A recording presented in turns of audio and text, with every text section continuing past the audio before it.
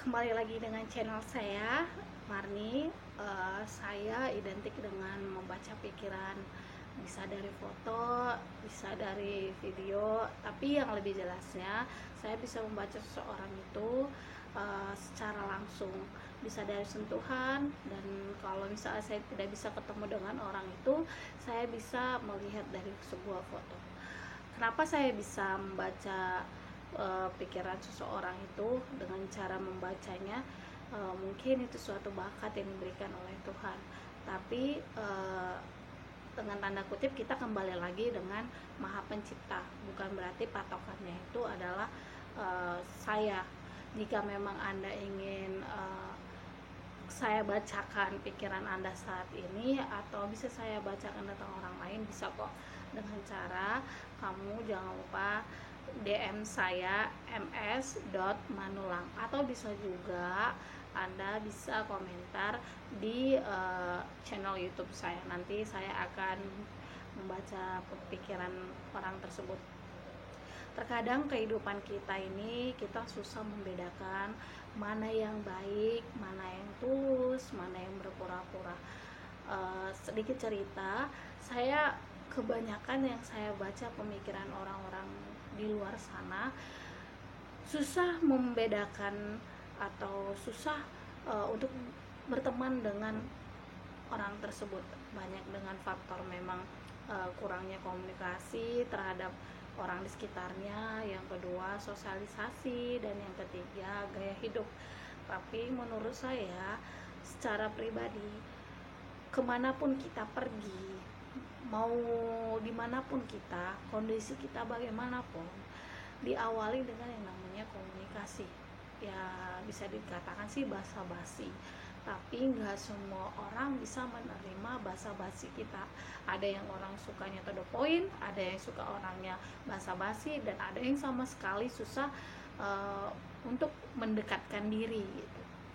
Nah, untuk channel saya untuk hari ini, bagaimana kita bisa mengenali orang tersebut sebelumnya kita tidak mengenal mereka. Nah, gampang sekali. Yang pertama sekali, kita harus melihat attitude-nya dan bahasanya. Terkadang ada attitude-nya bagus, tapi gaya bahasanya tidak bagus. Kadang dia ngomongnya itu ceplas-ceplos. Misalnya aja, kadang secara pribadi karakter seseorang itu semua berbeda-beda, dan gaya bahasa juga berbeda-beda. Tetapi menurutku kalian itu harus berhati-hati menggunakan bahasa, karena di luar sana banyak yang orang yang suka menerima dan ada juga yang tidak menerima. Coba mulai dari hal sederhana juga, misalnya hai, lagi ngapain? Walaupun kita tidak mengenal mereka, setidaknya kita ada komunikasi menunjukkan bahwasanya kita adalah mempunyai attitude yang baik. Lain hal kalau kita berkenalan yang sudah terlalu lama kepada orang lain, kita bisa basa-basi seperti hai bro, lu sih lama banget gitu. Atau bisa jadi kalau kita menyentuh, kalau dia itu sejenis dengan kita, kalau perempuan, kalau wanita sama laki-laki say hello aja gitu. Kebanyakan konflik terjadi itu dikarenakan miskomunikasi. Menurutnya itu pemahamannya seperti itu, tapi menurut si pembicara bukan itu. Nah, kadang komunikasi itu memiliki dampak yang sangat tanda kutip memiliki efek sebab dan akibat. Nah, gunakan bahasa kamu yang senyaman mungkin, tapi tanda kutip memiliki bahasa yang attitude. Ada juga orang yang tidak menerima dengan bahasa formal. Kamu harus melihat lawan bicara kamu itu, dia itu seperti apa. Apakah dia suka yang bahasanya yang non formal atau formal. Kenalin dulu lawan bicara kita. Tapi kalau dia orang baru, kamu berusaha untuk kalimat sederhana, misal katanya hai, terus basa-basi menanyakan apakah tinggal di sini atau bagaimana gitu. Itu merupakan formal yang pertama. Terus yang kedua,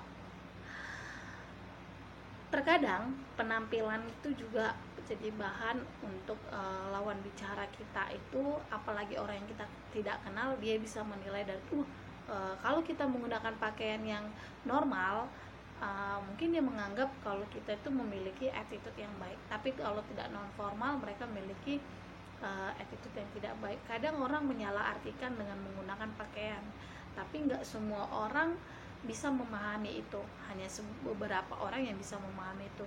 Belum tentu orang yang berpakaian yang formal itu bersikap baik. Sebaliknya orang yang non formal yang berpakaiannya terbuka itu tidak baik, karena nilai baik itu tidak diukur dari sebuah penampilan, tetapi tindakan atau perilaku yang mereka pancarkan di dalam diri.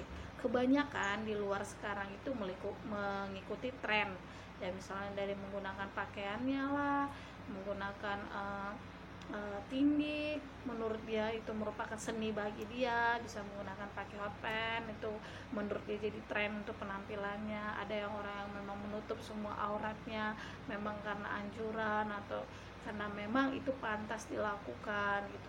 Jadi semua orang itu memiliki cara yang berbeda-beda. Jadi menurut saya untuk para yang di luar sana guys, berusahalah untuk mengenali satu sama lain. Terutama kita hidup bukan hanya untuk sendiri, kita hidup untuk orang lain juga. Kita hidup untuk menolong orang di sekitar kita. Kita hidup untuk bantuan orang lain. Coba ubah kebiasaan kita itu untuk menyapa kata hai. Hai itu bukan menyimpulkan kita itu kegeeran lah, SKSD lah, bukan, tapi menimbulkan bahasa bagaimana relasi kita nambah, karena kita suatu saat kita tidak tahu apa yang terjadi di kemudian hari. Jadi guys, hari ini topiknya, coba kamu membiasakan diri untuk mengubah kalimat kata hai untuk lebih sosialisasi baik sama yang udah kenal maupun tidak kenal, karena kita menunjukkan bahwasanya kita memberikan aura yang baik, aura yang positif. Bisa aja dengan kata senyum atau mas, mbak, teteh, bude gitu. Jadi cara orang itu menunjukkan bahwasanya kita itu adalah ramah, karena ciptakanlah budaya ramah di dalam lingkungan Anda. Kalau kita ramah terhadap lingkungan kita, maka kita memiliki identitas yang baik, kita memiliki relasi yang baik, kita memiliki attitude yang baik, karena hidup hanya sekali, jadi lakukanlah yang terbaik. Oke, jangan lupa di like, komen ya buat teman-teman, karena saya hanya bisa memberikan sharing yang terbaik buat bagi yang penonton yang ada saat ini. Jika memang Anda ingin butuh bantuan untuk membantu seseorang untuk karakternya, bisa aja, jangan lupa di komen. Bye bye.